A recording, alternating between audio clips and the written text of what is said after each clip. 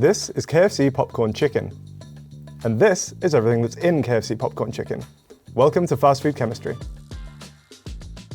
You probably know about the 11 herbs and spices, but there are over 40 other ingredients that go into making your popcorn chicken.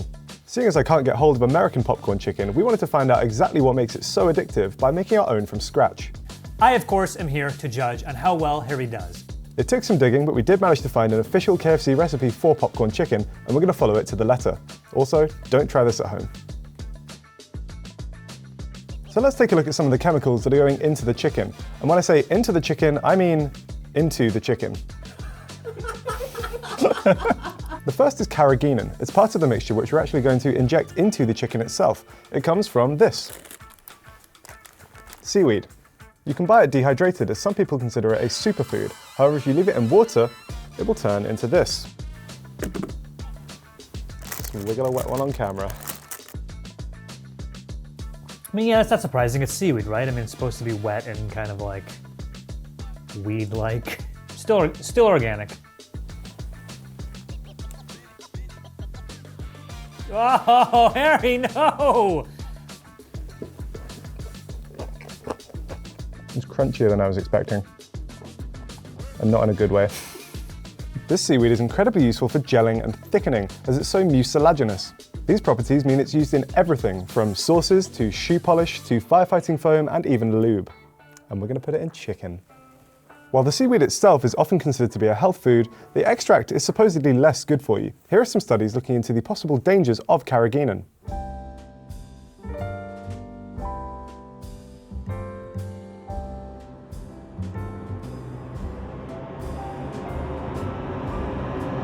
It traditionally comes in 2 or 3 different types: iota, kappa, and less commonly lambda. Each of them have slightly different properties. So by mixing 1 gram of carrageenan with 100 milliliters of water and heating it to 70 degrees, you can form a jelly. So here are the 2 types of jelly we've made using the 2 types of carrageenan. And then what, just slap them out.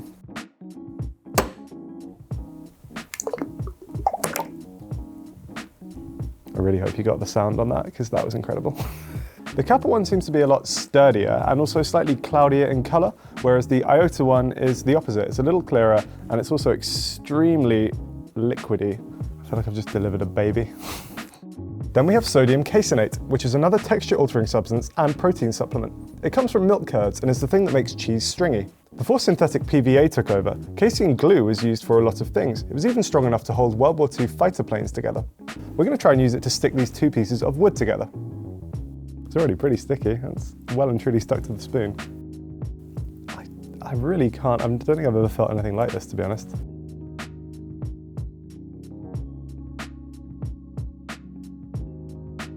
At what point does this go in the chicken? I'm still not clear. And it's really like, it's already pretty unsettling that we've made some sort of like natural, incredibly powerful glue. And we all know the real test as to how sticky something is.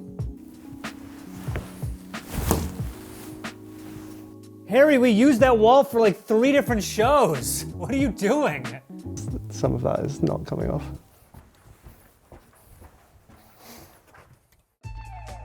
And the chicken ingredients are as follows.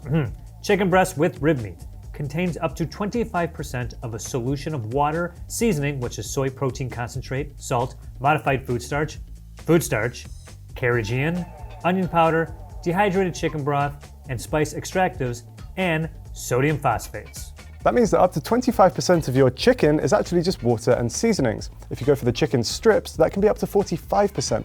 KFC doesn't specify exactly how it gets the solution into its chicken. However, we did find out how other companies do it, and it's something which I think you will need to see. This is the Schroeder IMAX 350 meat injector, which might be one of the most upsetting things I've ever seen.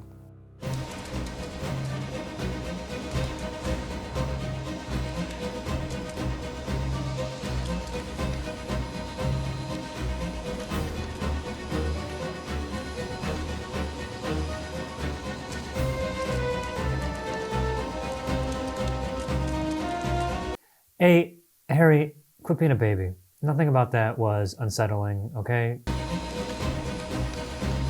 To make sure all our ingredients are getting into the chicken in a similar way, we're going to mix all of these together and then inject it into the breast.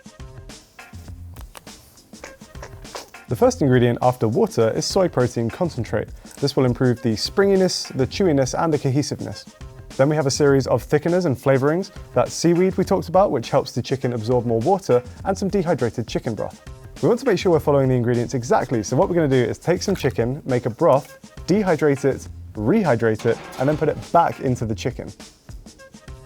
Once again, we're not doing this in a kitchen, we're doing it in an office for some strange reason. The final ingredient is sodium phosphate, or the bowel cleanser that we mentioned earlier. Why say bowel like that? Bowel. How do you say bowel? Bowel. Bowel. In this case, it's used to emulsify this delicious jelly mixture which we're going to inject into our chicken. Okay, this is getting injected. It looks like you've just taken chicken and blended it. Shout out to the IMAX 350. We're doing the best we can. Oh, the noise.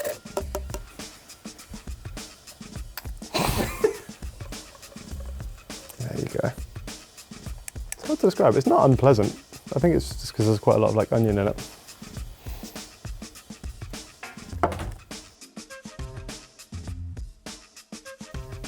Come on, inject it. Let's go! Oh, look at it. Can you see that? Little bubble. That is disgusting. Oh my God.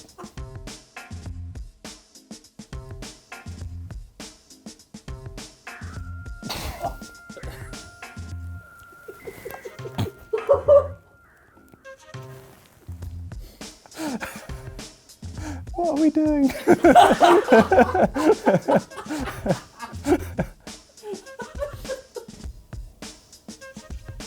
Go on, there you go. This looks so unholy. You got all of that in there. Empty. Good Lord.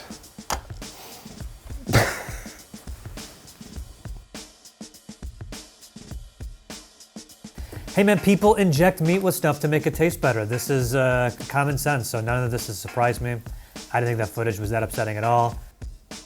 Basically 2 fluid ounces of fluid. I didn't think that chicken as a kind of solid material would have the room in it to accept 2 ounces of fluid. Obviously we've had some overflow here, but a shocking amount of that has gone in. Replacing with the water, buddy. Come on, we went over this. Out with the water, in with the flavored goo. So our injected chicken breast has now been resting in the fridge for 1 hour, along with the other chicken breast which we left untouched. And we just want to show you the size difference because it's pretty wild. It's just massive. The size of it is huge. It's gained quite a lot of volume thanks to the injections. Wow, that's interesting. It absorbed that stuff like a sponge. It's like twice as big now. I think I just found a hack for cooking at home, man. I started injecting it with stuff. And the breading ingredients are as follow. Enriched wheat flour, niacin, reduced iron, sodium bicarbonate, modified food starch, autolysid yeast extract, monocalcium phosphate, and corn syrup solids. Breading, baby, let's go! Now there are 2 incredibly similar lists here because KFC pre-dusts its chicken with a slightly different recipe. They both have a lot of flavoring agents, enriched flour, and leavening agents to help make the breading rise. There are 2 small differences between the coatings. The first has some more of that dehydrated chicken broth we made, as well as some autolyzed yeast extract. This is yeast that's been broken down, usually by heat, and is used as a kind of cheaper substitute for MSG. It's also a key ingredient in a British favourite, Marmite. There is one item that we couldn't get our hands on exactly, and that's monocalcium phosphate. Calcium phosphate comes in 3 different varieties: mono, di, and tri. These are all pretty common additives in food, the only difference being the phosphorus percentage. Instead of monocalcium phosphate, we got dicalcium phosphate, which in the UK tends to be used as a horse supplement. The only downside is that it comes in this handy 4 kilogram tub, of which we need 1 gram. 4 kilograms. Nothing makes food taste better than liquefied horses, is how I understand what a horse supplement is. Don't correct me. So the elephant in the room when it comes to KFC ingredients are the 11 secret herbs and spices they use. It's 11 herbs and spices? Here we go. 11 herbs and spices. We'll go 10. Okay, I'm gonna go. Let's go salt and pepper, paprika, oregano, thyme, garlic powder, and then therefore onion powder. Sage. Oh yeah, cayenne pepper. Good. We'll put it in there because we can't even think of like 11 at all. So okay, we need 2 more. Mustard? What do you think about mustard? Coriander? Let's go coriander. While KFC, of course, refuses to disclose the exact herb and spices used, a nephew of Colonel Sanders a few years back discovered an envelope with a recipe written on it. This included not only the spices, but also the quantities used by KFC. A lot of people have tried this on the internet and they swear by it as an accurate representation of KFC, so we're going to base our recipe on that today.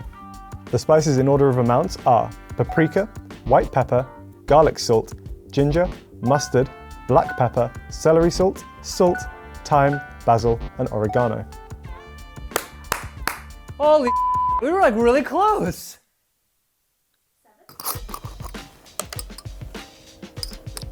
I do love paprika.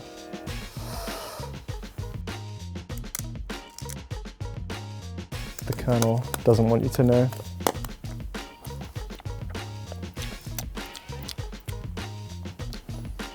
Ooh. This is Ultratex, which is a gluten-free, multifunctional, highly dispersible, instant thickening starch.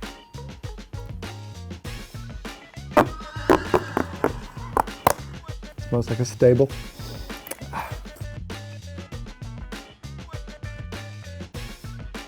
British flour isn't as enriched as American flour, so we have to add our own riboflavin and folic acid to ours.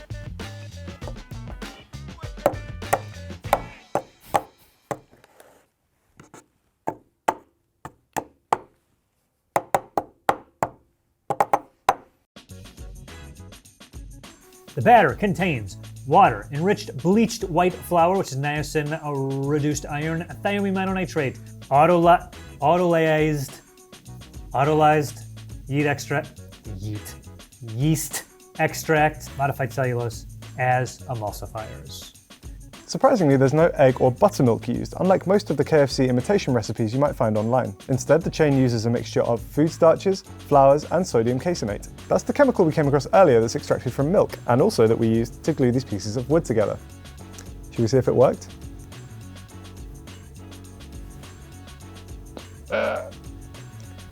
Leon talks a big game with these things. No, I might have to use a tool though.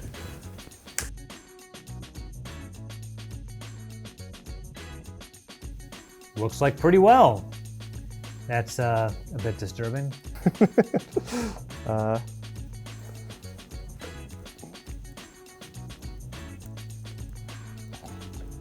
Getting there.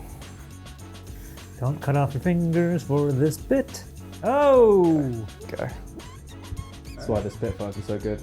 Yeah, that's why we won the war. Yeah, you had help with that, buddy. Don't get so cocky. Given how hard it was for us to pull those pieces of wood apart, I think it'll hold onto the chicken pretty well. It's worth noting that popcorn chicken is a different recipe to the original recipe KFC chicken. It's thought that the early versions of that used buttermilk, however these days it seems as if they might use dried egg whites and dried milk instead.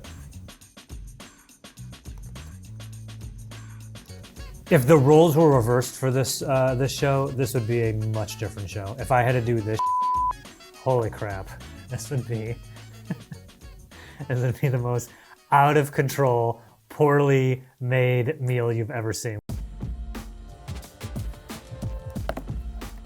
I used to have the same exact deep fryer, and as Harry is about to find out, it is such a pain in the butt. Wait for it to cool down and then like walk it over to the dumpster. It was an apartment, so it was a whole thing. Like, what do you do with all that oil once you're done cooking? So this is what we're aiming for. This is popcorn chicken in the UK. As you can see, it's a really small piece of chicken, quite a thin layer of breading around the side, and yeah, a nice kind of golden brown color on the outsides. We've taken a look at popcorn chicken in the US, and it kind of looks maybe a little bit bigger, and also maybe a little bit craggier on the outside when you get those lumps of flour during the frying process. Looks bigger, also craggly. Totally a word. I'll start by cutting our injected chicken into popcorn chicken-sized pieces. I feel like these sizes are gonna be wildly inconsistent. I've just gone straight through a pocket there, look at that. It'll come off on the knife. I'm going for a little bit bigger than the ones that we found in the UK, just because I think A, it'll make a tastier end result, and also B, I think it'll be closer to the American one. Now that we have our chicken pieces, we're going to put them in the pre-dust, the batter, and then the breading. Just the whole the wet hand, dry hand approach. Right.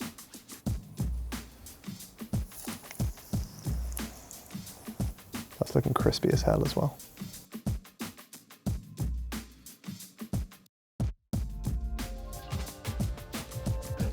Yeah, it's so stressful to watch. I hate it.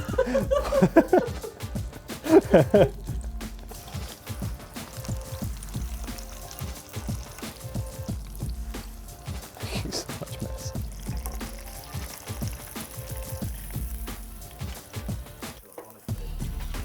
These are banging. Yeah, those look really good. Have fun cleaning that deep fryer.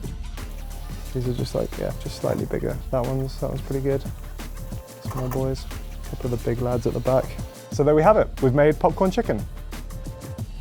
Right away, I much prefer the look of our popcorn chicken. I think we've gone for more of what I think the American style is, where maybe slightly larger pieces, but also with the breading, we've really gone the craggly route with that. We've got these like big lumps of really kind of like crispy breading on there. The British version, which is just kind of like a bit more pale and smooth and just looks, I don't know, a bit sad compared to ours. Of course, with KFC, the most important thing to get right is the flavor.